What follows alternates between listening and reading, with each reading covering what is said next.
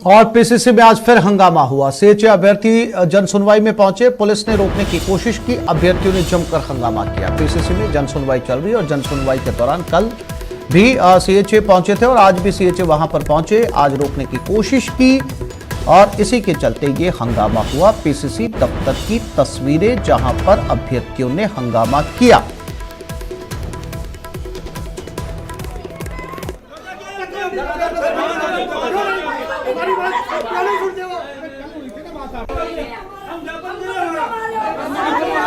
उनके गेट बंद है, कोरोना में खुले कैसे थे, सारे ऐसे में बैठे। रात को 2 बजे बारिश हुई थी, हम पूरे बारिश में भीगे थे, छोटे छोटे बच्चे परेशान होते हैं।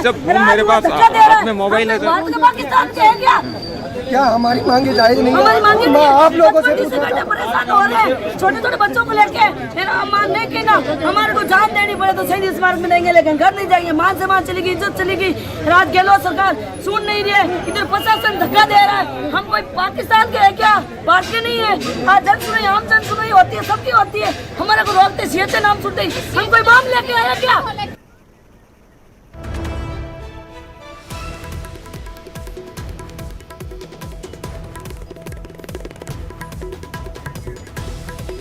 और दिनेश शर्मा हमारे साथ जुड़ गए। दिनेश, कल भी सीएचए के अभ्यर्थी वहां पर पहुंचे थे, आज फिर पहुंचे। हालांकि सीएम इस मामले पर बोल चुके हैं, लंबे समय के बाद ही सही। सीएम ने कहा इसकी एक प्रक्रिया होती है, बिना प्रक्रिया के जो है वो इस तरीके से नौकरी नहीं मिल सकती। बावजूद इसके ये हंगामा जारी है, तो क्या अब एक बार साफ तौर पर इनसे बातचीत नहीं की जानी चाहिए? और क्या कुछ रहा दिनेश आज पीसीसी पर? बिल्कुल आसिफ, देखिए जमकर गुस्सा जो है वो छलका है सीएचए अभ्यर्थियों का। कल भी जनसुनवाई में पहुंचे थे, कल भी अपनी नाराजगी और गुस्सा जताकर गए थे और आज फिर से ये अभ्यर्थी पहुंचे थे। यहाँ पर बड़ी संख्या में अभ्यर्थी पहुंचे हैं पीसीसी और जैसे ही इन्होंने अंदर घुसने का प्रयास किया तो गेट पर ही इन्हें रोक दिया गया। एक पुलिसकर्मी ने जो है बताया ये जा रहा है कि महिला को रोकने की कोशिश की, तो उस पर जो है वो गुस्सा बढ़ता और काफी देर तक जो है वो खूब गहमा गहमी हुई, एक दूसरे के साथ धक्का मुक्की हुई, पुलिस के साथ धक्का मुक्की काफी देर तक हुई और तकरीबन 15 मिनट तक यहाँ पर खूब हंगामा चला है, जोरदार हंगामा चला है और नाराजगी जो है वो जाहिर की है सीएचए अभ्यर्थियों ने। ये कहा है कि ये जनसुनवाई आखिर है किसके लिए जब हम अपनी पीड़ा ही नहीं सुना सकते हैं। तो अब जो है वो समझाइश के प्रयास पुलिस की ओर से भी किए गए हैं और जो पदाधिकारी पीसीसी के थे उनकी ओर से भी समझाइश के प्रयास किए गए हैं। अब कुछ जाकर मामला शांत हुआ है और अब बात ये चल रही है कि कुछ जो है एक प्रतिनिधि मंडल जो है वो अंदर भेजा जा सकता है जनसुनवाई में, 4-5 लोगों का। अभी भी जो है वो बड़ी संख्या में सीएचए अभ्यर्थी पीसीसी के गेट के बाहर जमे हुए हैं और लंबी देर तक जो है वो पुलिस के साथ उनकी झड़प हुई है, धक्का मुक्की हुई है। उन्होंने अंदर घुसने का प्रयास किया लेकिन पुलिस ने उन्हें रोक दिया, पदाधिकारियों ने रोका, तो काफी देर तक धक्का मुक्की उनके द्वारा की गई और ये कह रहे हैं अभ्यर्थी कि 55 दिन से हमारा धरना चल रहा है लेकिन कोई सुनने को तैयार नहीं है। क्या हमारे परिवार नहीं है, क्या हमारे बच्चे नहीं है? कुछ महिलाएं यहाँ पर अपने बच्चों को भी लेकर पहुंची है। तो जो है वो कड़ी नाराजगी इन अभ्यर्थियों ने जाहिर की है और जैसा आपने कहा कि मुख्यमंत्री ने कल जिक्र किया था इस मामले का जब सचिवालय कर्मचारी संघ के समारोह में वो गए थे, तो उन्होंने कहा था कि सीएचए के अभ्यर्थी जो बैठे हुए हैं उन्हें देखकर दुख हमें भी होता है जब तस्वीरें देखते हैं कि बच्चों को वो लेकर बैठे हुए हैं, छोटे छोटे बच्चों को, उनको कोई रास्ता निकालने के प्रयास भी किए जा रहे हैं। लेकिन हकीकत में कोई सिस्टम ऐसा नहीं है कि बिना किसी प्रक्रिया के किसी को नौकरी दी जा सके। अगर इन्हें आज वापस लगा दिया जाता है, उसी पर जो है वापस संविदा जो है इनके आगे बढ़ा दी जाती है, तो फिर अगले 10 साल 15 साल तक ये इसी तरीके से भटकते रहेंगे। स्थायी कोई जो है समाधान नहीं हो पाएगा। तो कोई रास्ता सरकार की ओर से निकाला जाएगा ऐसा कहा है मुख्यमंत्री ने। लेकिन इस तरह के जो धरना प्रदर्शन होते हैं उन्होंने गैरवाजिबी इस तरह के बताया कि इस तरीके से नहीं होना चाहिए। एक निश्चित समय के लिए इन लोगों को रखा गया था और फिर बाद में अगर इस तरह की बात आती है तो इस तरीके से कैसे एडजस्ट आखिर इतने बड़े स्तर पर लोगों को किया जा सकता है। तो सीएचए अभ्यर्थी भी जो है वो लंबे समय से डटे हुए हैं अपने धरने पर। शहीद स्मारक पर तकरीबन 55 दिनों से उनका धरना चल रहा है और यहाँ पर जो है वो अभी पीसीसी की अगर बात करें तो कुछ और पुलिस यहाँ पर पहुंची है और वो जो है वो जवान यहाँ पर बुलाए गए हैं, अधिकारी भी यहाँ पर पहुंचे हैं और अभी जो है वो सीएचए अभ्यर्थियों से पुलिस अधिकारी बातचीत कर रहे हैं और समाधान यही निकालने के प्रयास हो रहे हैं कि एक प्रतिनिधि मंडल जो है वो अंदर जनसुनवाई में भेजा जा सकता है। जनसुनवाई अंदर आज जो है वो मंत्री लालचंद कटारिया और जाहिदा खान जो है वो दोनों मंत्री आज जनसुनवाई कर रहे हैं। अंदर बड़ी संख्या में फरियादी जुटे हुए हैं, लेकिन इस बीच जो है ये पूरा बखेड़ा यहाँ पर खड़ा हो गया और ये बखेड़ा जो है वो अभी भी जारी है। हालांकि मामला शांत हो गया है, लेकिन गतिरोध अभी कायम है और समाधान निकालने के प्रयास लगातार यहाँ पर हो रहे हैं। आसिफ जी दिनेश, जानकारी के लिए आपका धन्यवाद।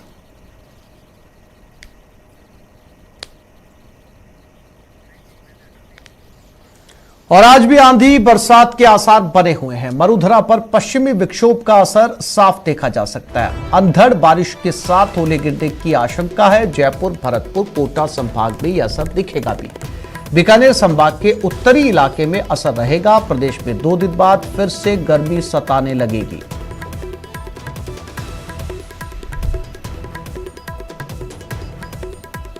तो आज फिर एक बार से वेस्टर्न डिस्टर्बेंस का असर प्रदेश के कई संभागों में नजर आएगा। कल रात भी आंधी और बारिश के साथ ओले गिरे थे और वैसी ही आशंका आज भी जताई जा रही है। हालांकि ये वेस्टर्न डिस्टर्बेंस महज 2 दिनों का बताया जा रहा है। मौसम विभाग के मुताबिक आने वाले दिनों के अंदर फिर से नौतपा शुरू हो जाएगा, यानी कि 9 दिन जो सबसे ज्यादा तपने वाले हैं, सबसे ज्यादा गर्मी रहने वाली है और एक बार फिर से गर्मी के हालात देखने को मिलेंगे।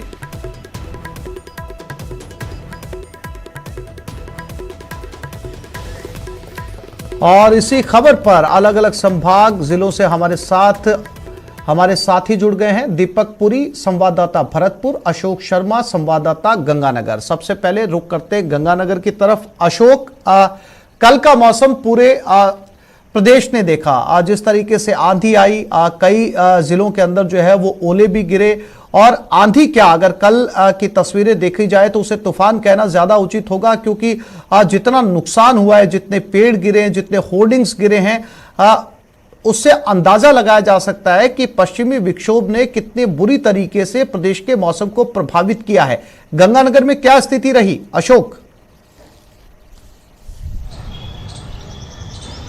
देखिए आसिफ जी, जैसा कि रविवार की रात को पश्चिमी विक्षोभ सक्रिय हुआ, उसका असर काफी हद तक श्री गंगानगर जिले में भी देखा गया, क्योंकि कल दोपहर बाद देर शाम को जिस तरह से श्री गंगानगर जिले के अनूपगढ़, विजयनगर और रावला मंडी क्षेत्र में तेज तूफान के साथ हुए बारिश और ओलावृष्टि ने श्री गंगानगर क्षेत्र के किसानों को खासा प्रभावित किया है। क्योंकि ओलावृष्टि की वजह से जो नुकसान की आशंका जताई जा रही है, किसानों को संभावना है कि ओलावृष्टि होने की वजह से जो नरमे की बिजाई की जा चुकी थी वो कहीं न कहीं प्रभावित होती हुई दिखाई दे रही है। इसके साथ साथ जो रावला मंडी क्षेत्र में कल हमने देखा कि एक लंबी 30 फीट ऊंची दीवार के गिर जाने से लगभग 3 दर्जन भेड़ बकरियों की भी मौत हो गई। तो काफी हद तक पश्चिमी विक्षोभ का असर श्री गंगानगर जिले में देखने को मिला। इसके साथ साथ यदि दूसरी ओर बात करें तो देखिए, इस भीषण गर्मी से जरूर थोड़ी सी श्री गंगानगर वासियों को राहत मिलती हुई दिखाई दी। कल एक ही दिन के अंदर लगभग 9 डिग्री सेल्सियस का पारे में गिरावट दर्ज की गई। कल का अधिकतम तापमान मात्र 35 डिग्री सेल्सियस दर्ज किया गया, जो पिछले काफी सप्ताह से करीब 46-47 डिग्री सेल्सियस के आसपास चल रहा था। तो निश्चित तौर पर श्री गंगानगर जिले में पश्चिमी विक्षोभ की सक्रियता का अच्छा खासा प्रभाव देखा गया है। तापमान में गिरावट हुई है, तो कहीं न कहीं जहां तेज बारिश और ओलावृष्टि हुई है वहां से किसानों को भी अच्छा खासा नुकसान होने की आशंका जताई गई है। मौसम विभाग के द्वारा सरहदी जिले श्री गंगानगर में आज दोपहर बाद एक बार फिर से 30 से 40 किलोमीटर प्रति घंटे की रफ्तार से तेज धूल भरी आंधी चलने का येलो अलर्ट जारी किया गया है। हालांकि इस समय जो मौसम है, मौसम काफी खुशगवार बना हुआ है। तेज धूप खिली हुई है, लेकिन उसके बावजूद जिस तरह से अधिकतम और न्यूनतम दोनों ही तापमान में करीब 5 से 7 डिग्री सेल्सियस की गिरावट दर्ज की गई है। उसके बाद में श्री गंगानगर वासियों को भीषण गर्मी से जरूर राहत मिलती हुई दिखाई दे रही है। अभी लगभग 10 से 15 किलोमीटर प्रति घंटे की रफ्तार से हवा चल रही है, जिससे श्री गंगानगर वासी जो पिछले एक सप्ताह से तेज गर्मी से परेशान थे, उस गर्मी से अब बड़ी राहत मिलती हुई दिखाई दे रही है। जी आसिफ जी, फिर से लौटूंगा अशोक आपके पास में। दीपक हमारे साथ भरतपुर से बने हुए हैं। दीपक, इस समय का मौसम भरतपुर का क्या है और बीती रात का क्या रहा?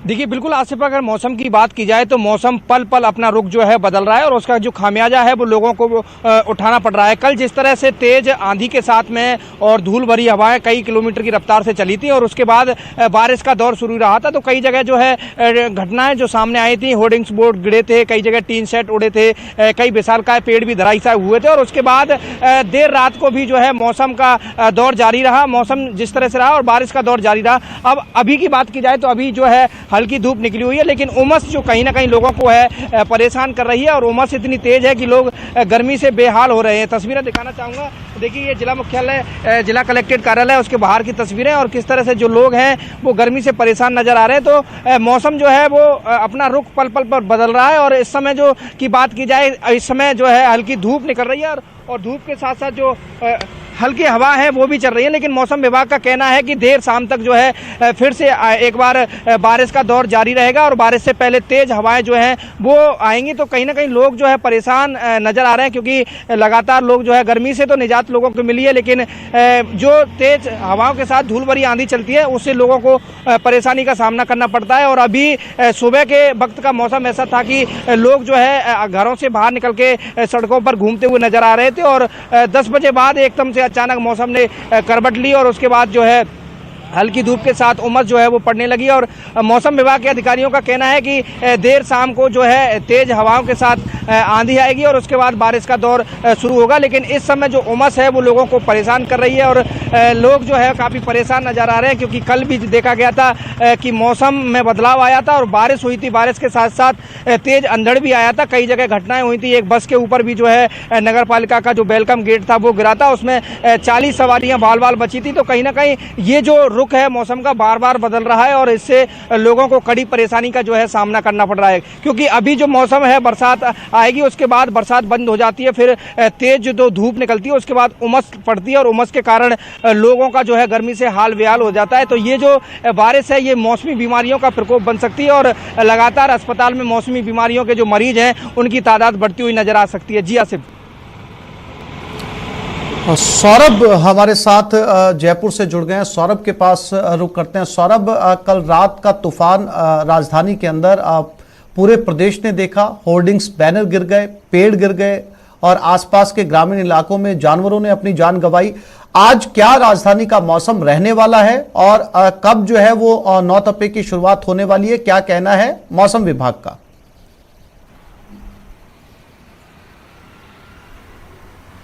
जी बिल्कुल, देखिए आसिफ, जिस प्रकार से मौसम विभाग ने पूर्वानुमान जताया था उसी के तहत जो है वो उनका पूर्वानुमान पूरी तरह से सटीक जो है वो साबित होता हुआ नजर आया था। कल मौसम विभाग ने कहा था कि दोपहर बाद जो है वो मौसम बदल सकता है, लेकिन देर रात जो है वो राजधानी में मौसम बदला और करीब 70 से 75 किलोमीटर प्रति घंटा की स्पीड से हवाएं चली और बारिश भी हुई, मेघ गर्जन हुई, बिजलियां चमकी।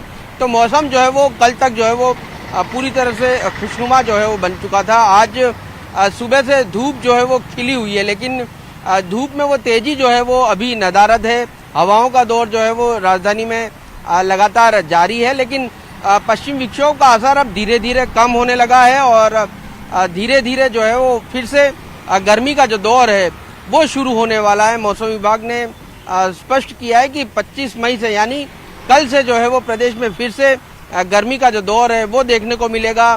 तापमान में बढ़ोतरी जो है वो हो सकती है, करीब 3 से 4 डिग्री सेल्सियस तापमान में बढ़ोतरी जो है वो होगी, यानी करीब 45 डिग्री सेल्सियस के आसपास प्रदेश के अलग अलग हिस्सों में जो है वो तापमान रह सकता है। हालांकि 45 से ज़्यादा तापमान रहने की संभावनाएं जो है वो नहीं है। कल से नौतपा भी शुरू हो रहा है और नौतपा में कहा जाता है कि गर्मी जो है वो प्रचंड पड़ती है, लेकिन ये भी कहा जा रहा है कि 45 डिग्री सेल्सियस से ज़्यादा तापमान इस बार नौतपा में नहीं रहेगा। लेकिन साथ ही मौसम विभाग ने यह भी स्पष्ट किया है कि आने वाले दिनों में फिलहाल पश्चिम विक्षोभ सक्रिय होता हुआ नजर नहीं आ रहा है, यानी अगला एक सप्ताह फिर से गर्मी का जो दौर है वो देखने को मिलेगा। लोगों को गर्मी जो है वो परेशान कर सकती है और मई के आखिरी दिनों में प्रदेश के कई हिस्सों में जो है वो हीट वेव भी चल सकती है। तो जिस प्रकार से पिछले 2 दिनों से प्रदेशवासियों के साथ जयपुर के लोगों को राहत मिली थी गर्मी से,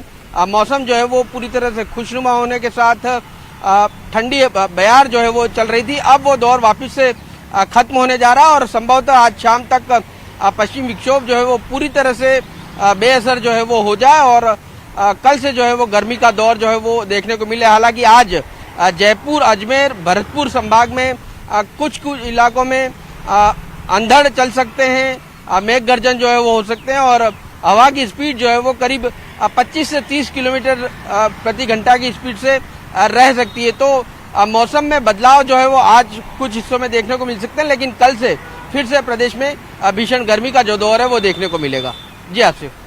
सौरभ, माना जाए कि 9 तपे के बाद, जब 9 तपे का समय गुजर जाएगा तो उसके बाद जो है प्रदेश में प्री मानसून एक्टिविटी शुरू हो जाएंगी।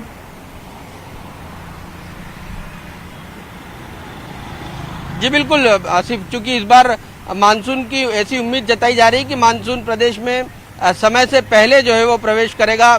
आमतौर पर प्रदेश में 25 जून के आसपास मानसून जो है वो प्रवेश करता है, लेकिन ऐसी संभावना जताई जा रही है कि 18 जून के आसपास प्रदेश में मानसून जो है वो पहुंच सकता है, लेकिन उससे करीब 10 से 15 दिन पहले जो है वो प्री मानसून एक्टिविटीज जो है वो प्रदेश में शुरू हो जाती है। तो ऐसी संभावना है कि जून के पहले सप्ताह से प्रदेश में प्री मानसून एक्टिविटीज सौरभ, अब इंतजार करना चाहिए कि इस तपती गर्मी और बढ़े हुए तापमान के बीच जो है वो लोगों को राहत मिले, क्योंकि इस बार पारा जो है वो 47 के बीच लगातार बना रहा। सौरभ, अशोक और दीपक, आप तीनों साथियों का बहुत शुक्रिया तमाम जानकारी देने के लिए। तो इस बुलेटिन में फिलहाल इतना ही। नमस्कार।